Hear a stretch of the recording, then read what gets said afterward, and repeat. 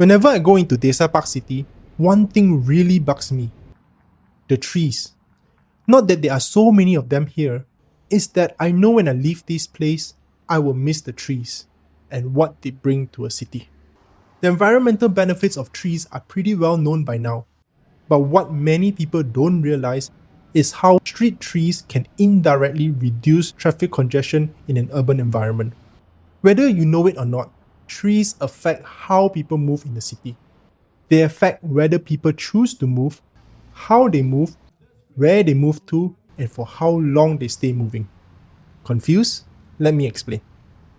Traffic congestion happens when roads are overcrowded, and private vehicles are often the major culprit. So the solution to traffic congestion? Reduce the number of cars on the road. Sounds simple when I say it like that, and as much as I want to make cars disappear with a snap of a finger, it's a lot more complex than that. Because trying to reduce the number of vehicles on urban roads has a lot to do with human behavior.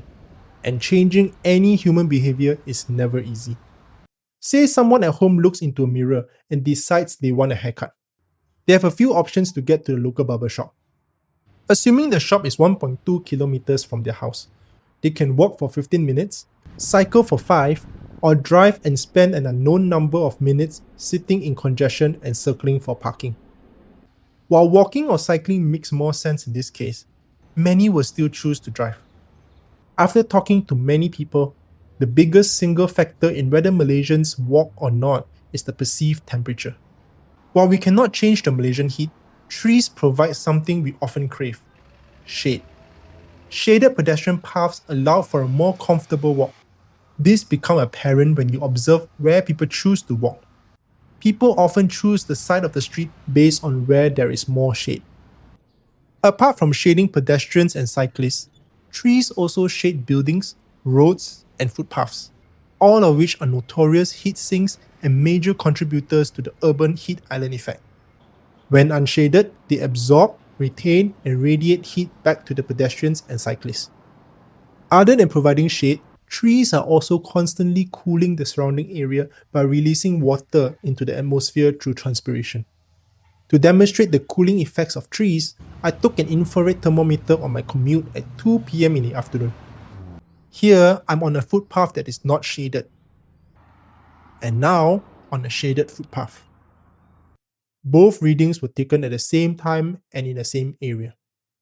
The temperature difference becomes significant the longer someone walks. People tolerate longer distances under shade, potentially shifting those short car trips under 1 kilometer to walking. A 12-minute walk on a shaded footpath? Sure. The same walk on an unshaded footpath under direct Malaysian sun?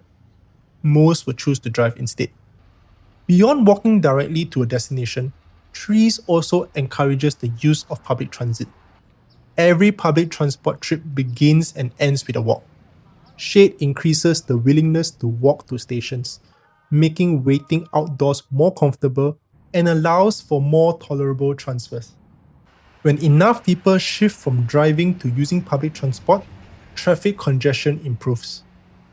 There's also something I had not thought about much initially, but quickly noticed when walking along tree-lined streets versus streets without trees. Air quality, especially dust. The urban environment is full of particulate matter. Trees trap these particles when polluted air passes through their canopy, where dust settles on leaves and is later washed away by rain. This reduces pollution exposure for pedestrians, making walking more attractive. Again, encouraging mode shift. Trees do more than just make walking more comfortable. They also make streets safer. One of the most dangerous things pedestrians encounter is the kinetic energy of a speeding vehicle. The impact of a fast-moving vehicle is far more deadly than that of a slower one. If you remember the formula for kinetic energy, velocity is squared. Kinetic energy increases very rapidly as speed increases. The flip side is also true. Reducing vehicular speed dramatically increases pedestrian safety. Tree-lined streets also visually narrow the roadway. Drivers instinctively slow down when they perceive the road as narrower. It is so effective that I would much rather city councils line streets with trees than put up speed limit signs that drivers often ignore anyway. Trees also make streets more visually complex and reduce how far ahead a driver can see. While this may sound counterintuitive, reduced visibility actually makes a street safer. Trees obscure what lies further ahead, create moving shadows, and introduce fixed vertical objects like tree trunks. All of these increases perceived risk, forcing more attentive driving and encouraging lower speeds. Of course, trees do not directly reduce traffic congestion, but they indirectly affect it by making streets safer.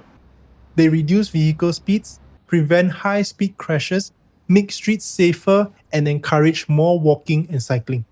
When more people choose to walk or cycle, car trips are reduced, which in turn reduce traffic congestion.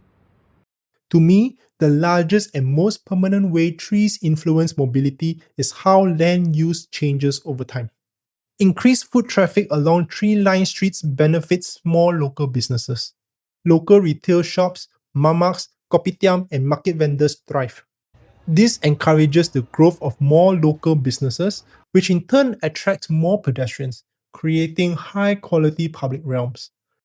Developers and city councils are also more likely to support and maintain mixed-use places like these. It is important to note that trees alone are not enough. They can only meaningfully reduce congestion when combined with high-quality, well-maintained footpaths, protected bike lanes, transit priority, parking limits, consistent traffic enforcement, and mixed-use zoning. Without these, urban street trees become beautiful but ineffective at reducing car use. So the next time I go to Desa ParkCity, the thing that bugs me can serve as a reminder. Trees act as mobility infrastructure. They shape driver behavior and make walking, cycling, and transit safer and more comfortable. They slow cars through visual narrowing and perceived risk. They cool streets, improve air quality, and create attractive public realms that shorten trip distances. While trees do not directly reduce congestion, they enable the mode shift and walkability that lead to fewer short car trips. And that meaningfully reduces congestion over time.